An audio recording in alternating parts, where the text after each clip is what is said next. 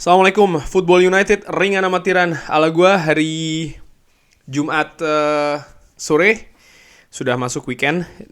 Gue ingin ngobrol ringan tentang pemain Manchester United asal Brazil yang bermain posisi tengah, siapa lagi kalau bukan Fred.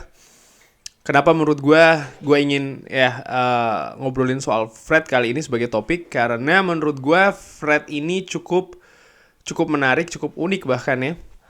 Kalau melihat bagaimana karir seorang Fred ini di Manchester United, dia datang di zamannya Jose Mourinho dengan jumlah atau biaya transfer yang menurut gue cukup tinggi, 50 juta sekian ya. Diambil dari Shakhtar Donetsk. Tapi justru oleh Jose Mourinho dia tidak banyak diberi kesempatan. Bahkan penampilannya ketika diberi kesempatan pun juga tidak baik ya, tidak bagus. Bahkan akhir-akhirnya dia justru lebih banyak dicadangkan oleh Jose Mourinho nih dengan amatiran ala gua. Tapi setelah Jose Mourinho tidak lagi menjadi manajer Manchester United digantikan oleh Ole Gunnar Solskjaer, perlahan Fred ini berbeda. Berbeda maksud gua ada peningkatan dari sisi performa walaupun tentu saja tidak secara drastis ya, tapi terlihat oleh Ole Gunnar Solskjaer ini dia lebih banyak diberikan kepercayaan di lini tengah utamanya. Yang gue perhatikan ya, kalau gue bandingkan bagaimana di zaman Jose Mourinho, Fred ini lebih sering diberikan posisi sebagai defensive midfielder, artinya betul-betul gelandang bertahan yang paling bawah ya. Sementara di zaman Ole Gunnar Solskjaer ini lebih ke tengah posisinya. Tentu saja dalam formasi 4-2-3-1 yang sering dipergunakan oleh Ole Gunnar Solskjaer, dia sering sekali di posisi pivot, double pivot bersama dengan Scott McTominay. Dan ini terus berkelanjutan dengan Michael Carrick. Nah, yang unik ketika di zamannya Michael Carrick justru lebih didorong ke depan lagi nih. Jadi Fred diberi keleluasaan betul untuk maju sampai ke daerah pertahanan lawan. Dan ini juga dilanjutkan oleh Ralf Rangnick. Bahkan kontribusi dari seorang Fred di masanya Ralf Rangnick ini cukup bagus dari sisi gol maupun juga assist ya. Cukup banyak dia berkontribusi langsung di faktor-faktor tersebut. Nah, salah satu faktor yang menurut gua atau elemen yang cukup bagus dari seorang Fred ya, ini adalah mental dia, psikologis, bagaimana ketika dia bermain tidak bagus ataupun juga buruk, dia bisa bangkit nih.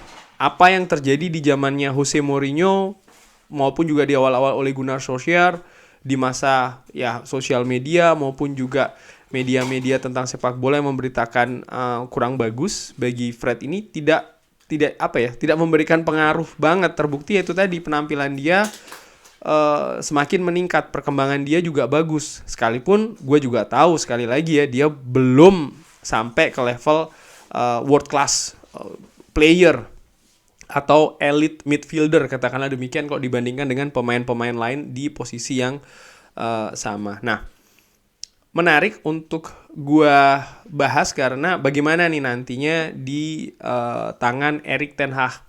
Akankah Fred yang punya mental bagus, psikis bagus juga kalau menurut gue dengan amatiran, yang punya etos kerja ya kan, cukup baik pula di atas lapangan, mau bekerja keras, dan ini juga mungkin bahkan bisa menutupi skillnya dia sendiri ya, dimana kan dia masih sering tuh melakukan kesalahan kontrol, kesalahan umpan, tapi bagaimana dia mau bergerak, baik itu mencari ruang maupun juga mengejar bola, menutup pergerakan lawan, ini menurut gue salah satu poin kuat dari Fred. Akankah di masa Erik ten Hag ini ya kesempatan akan diberikan lebih ya oleh seorang Erik ten Hag. Nah, ini ada hal yang menarik, gue ambil dari SofaScore bagaimana rata-rata rating dari SofaScore untuk seorang Fred di musim pertamanya bisa dilihat 6,76, dan kalau dilihat heat maps-nya ya di lini tengah walaupun juga tidak begitu terlalu terlihat kalau dibandingkan musim setelahnya, naik ratingnya 6,98 ya. Nah, ini masih di lini tengah, juga belakang dan agak sedikit ke depan ya. Ada perubahan dibanding dengan sebelumnya. Di musim selanjutnya lagi 7,04 semakin tinggi lagi ratingnya. Naik ya. Bisa dilihat daya jelajahnya semakin luas, belakang dan juga depan, dan lebih mayoritas itu berada di area sebelah kiri. Dan musim lalu ada di ratingnya 6,99, turun sedikit dari musim sebelumnya. Tapi bisa dilihat polanya semakin kelihatan itu. Belakangnya tidak, ya banyak juga sebelah kiri itu ya, artinya tengah belakang, tapi tengah yang depan itu di sebelah kiri semakin terang, artinya memang dia lebih banyak beroperasi di daerah tersebut. Seperti yang gua katakan ya, ini di masanya Ralf Rangnick 6 bulan terakhir dia lebih banyak diberi kebebasan untuk maju sampai dengan daerah pertahanan lawan, utamanya memang betul di sebelah kiri. Yang menonjol musim lalu, golnya 4, assist 4, big chances created-nya juga 4. Jadi kemampuan ofensifnya ini terlihat lebih bagus dalam hal kontribusi musim lalu. Nah, di mana Fred biasa bermain? Ini kalau kita memakai 4-2-3-1 musim lalu ya. Ini contohnya ketika menghadapi Leicester di Old Trafford berakhir dengan 1-1. Fred berada di gelandang sebelah kiri ya, pivot gelandang sebelah kiri. Terlihat di situ dia berhasil menciptakan gol kan, dan ratingnya pun juga cukup tinggi. Tapi selain juga 4-2-3-1, Fred juga bisa bermain 4-3-3. Contohnya adalah ketika di tim nasional Brazil. Dia bermain di gelandang 3 ya. 3 gelandang itu di daerah sebelah kanan berpasangan dengan Casemiro dan juga Lucas Paqueta. Ini cukup menarik kenapa gue angkat 4-3-3, karena ada kemungkinan Manchester United akan menggunakan formasi 4-3-3 juga. Karena Erik ten Hag ketika melatih Ajax, selain 4-2-3-1, dia juga sering menggunakan 4-3-3. Menggunakan 4-2-3-1 ketika di Ajax ya. Ini contohnya ketika menghadapi Juventus. Sengaja gue lingkarin Frenkie de Jong. Kenapa? Gue asumsikan di mana kira-kira Fred akan bermain kalau Frenkie de Jong ini jadi ke Manchester United, yang kabarnya semakin lama semakin dekat. Selain 4-2-3-1, 4-3-3 pun juga cukup sering dimainkan oleh Erik ten Hag di Ajax. Ketika Frenkie de Jong masih di Ajax ya, 4-3-3 ini contohnya ketika kalah tersingkir di semifinal menghadapi Tottenham di UEFA Champions League. Frenkie de Jong bermain di daerah sebelah kiri ya, dengan Lasse Schöne dan juga Donny van de Beek ada di sana. Nah, pertanyaannya, kalau seandainya Manchester United betul mendatangkan Frenkie de Jong, bermain 4-3-3, asumsi gue Frenkie de Jong akan dimainkan di daerah kiri dari 3 gelandang itu ya, seperti di Ajax. Di mana kira-kira Fred bermain? Nah, ini merupakan asumsi gue, sekali lagi ini asumsi ringan amatiran ala gue, subjektifnya gue. Di tengah akan dipasang seorang Scott McTominay. Di sebelah kanan Fred. Donny van de Beek bisa bermain di 2 posisi tersebut. Kenapa Scott McTominay lebih gue taruh di tengah? Karena kemampuan defensif dalam arti memenangkan duel, karena dia punya fisik yang lebih besar daripada Fred, bola-bola atas ya kan. Sering sekali Scott McTominay unggul di di poin tersebut. Jadi menurut gue dengan amatiran gue berikan posisinya di tengah, sedangkan Fred ini di kanan, dan bisa saja Donny van de Beek menempati salah satu dari 2 posisi tersebut. Sekali lagi ini asumsi kalau kita tidak mendatangkan gelandang tambahan ya di lini tengah Manchester United. Nah, kalau seandainya bermain dengan 4-2-3-1, Frenkie de Jong gue asumsikan ada di situ ya, di satu posisi pivot itu untuk Frenkie de Jong sebagai ya playmaker, pembagi bola, pusat kreativitas Manchester United. Siapa nih yang akan berpasangan dengan Frenkie de Jong di lini tersebut?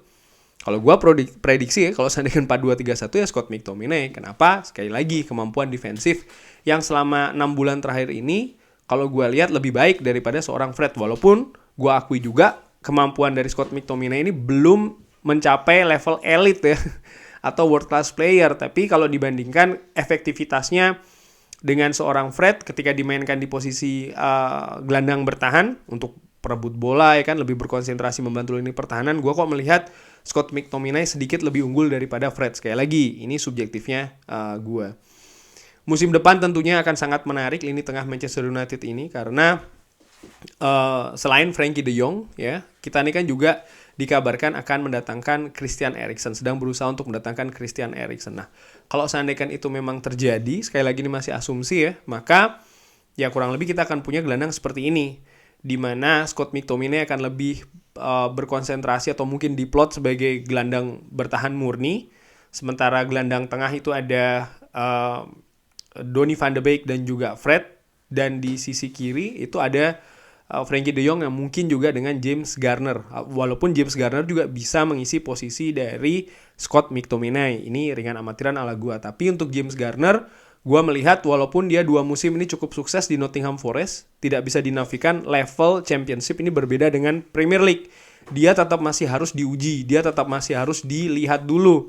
Mungkin di masa pre-season dan bukan tidak mungkin 6 bulan pertama ya sebelum jeda musim dingin dibuka nantinya. Dan bukan tidak mungkin kalau seandainya dia memang tidak bisa bersaing, artinya tidak bisa dapat menit bermain yang cukup banyak, ya mungkin di jeda musim dingin nanti akan dipinjamkan lagi, karena seorang yang cukup bertalenta macam kayak James Garner ini menurut gua untuk sisi perkembangan harus punya menit bermain yang cukup tinggi untuk mengasah lagi ya. Kalaupun tidak ya mungkin perkembangannya tidak akan pesat. Oleh karena itulah ya ini harus betul-betul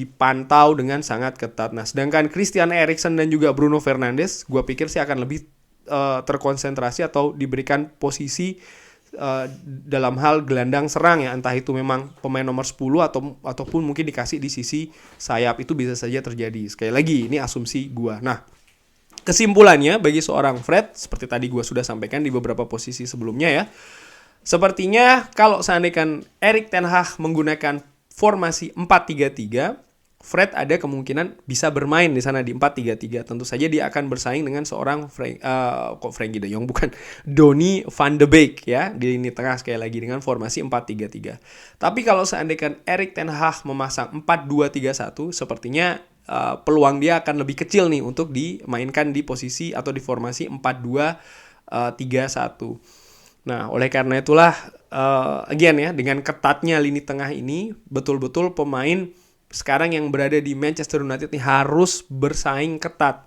Karena kesalahan demi kesalahan yang mereka berbuat ini akan berujung dengan lepasnya posisi mereka di starting 11 atau bahkan tidak dibawa ke bangku cadangan, itu juga mungkin. Walaupun Manchester United masih akan bermain di 4 kompetisi kan, di Carabao, Piala FA, Premier League pastinya, dan juga UEFA Europa League. Nah, balik lagi ke Fred. Menurut WhoScore, Fred ini punya titik kekuatan itu di kontribusi defensif, passing, key passes, tackling, concentration, dan juga ball interception. Gaya dia agak beribet. Gaya dia lebih ke ya counter attack threat, get fouled often, likes to tackle. Nah, ini menurut gue tetap masih harus ditingkatkan lagi, walaupun gue tetap berpendapat kalau Fred ini lebih optimal kalau dia ini dimainkan di gelandang, tapi yang punya keleluasaan untuk masuk ke pertahanan lawan yang seperti dia tunjukkan di 6 bulan terakhir. Nah, selain itu, gue juga berpikir kalau seandainya Erik ten Hag menggunakan formasi 4-3-3, tapi dengan komposisi seperti ini, Frenkie de Jong diberikan deep lying playmaker ya, posisi tengah nih. Lalu di depannya ada Fred di sebelah kiri dan Scott McTominay sebelah kanan. Ini menurut gue juga bisa dicoba. Karena kenapa? Karena Scott McTominay tetap bisa membantu konsentrasi bertahan, ya kan? Frenkie de Jong bisa melakukan kemampuan terbaiknya, yaitu adalah memberikan distribusi, menghubungkan lini bertahan tengah dan juga depan dengan umpan-umpan yang menurut gue juga sangat-sangat baik banget kan. Baik itu umpan pendek maupun umpan panjang, karena visi dari seorang Frenkie de Jong ini merupakan salah satu titik kekuatan. Sementara Fred tetap berposisi di daerah sebelah kiri, posisi yang menurut gue dalam 6 bulan atau bahkan 1 tahun terakhir ini terlihat lebih bagus, lebih baik bagi seorang Fred, dengan itu tadi ya, keleluasaan untuk bisa membantu penyerangan sampai dengan daerah pertahanan lawan. Dan ya, Fred ini kan juga pemain yang cukup rajin, artinya ketika tim ini kehilangan bola, dia tidak segan-segan untuk ikut membantu turun ke pertahanan sendiri, membackup pertahanan. Selain itu, nah ini juga formasi yang bisa dicoba nih. Selain menggunakan Scott McTominay, Donny van de Beek juga menurut gue bisa dimainkan di sisi tersebut. Dengan catatan ya, Donny van de Beek harus punya kemampuan duel yang bagus. Di musim lalu ketika memperkuat Manchester United, gue belum begitu melihat nih kemampuan duel dari seorang Donny van de Beek. Mudah-mudahan ya di pre-season kali ini ya, ini bisa diasah lagi, bisa diperbaiki oleh tim kepelatihan Manchester United sehingga ya dia punya kontribusi bertahan yang lebih baik lah, membantu pertahanan yang lebih baik bagi Manchester United. Selain itu, ya Fred tetap ditempatkan di sebelah kiri itu juga merupakan sesuatu yang mungkin saja terjadi. Sekali lagi, yang gue katakan ini semua ya, artinya ngobrol ringan kali ini asumsinya adalah ya untuk sektor gelandang yang datang hanya Frenkie de Jong dan memang kemungkinan besar Frenkie de Jong akan hadir, tapi masih belum pasti, masih kita nantikan bersama ya, masih belum here we go di sini. Ya terima kasih sudah menyaksikan. Bagaimana menurut teman-teman nasib dari Fred untuk musim depan? Apakah masih akan mendapat tempat di tim dari Erik ten Hag ini? Atau ada pemain lain yang mungkin akan menggantikan, pemain lain bukan yang kita datangkan dari luar, tapi paling tidak pemain gelandang yang masih ada di Manchester United kali ini. Drop di kolom komen. Terima kasih sudah menyaksikan. Jangan lupa like, sholat, dan juga subscribe. Oh ya, ini sudah mulai masuk 10 hari awal di bulan Zulhijjah, jadi banyak-banyak ibadah ya. Jangan lupa like, sholat, dan juga subscribe. Wassalamualaikum warahmatullahi wabarakatuh. Terima kasih sudah menyaksikan.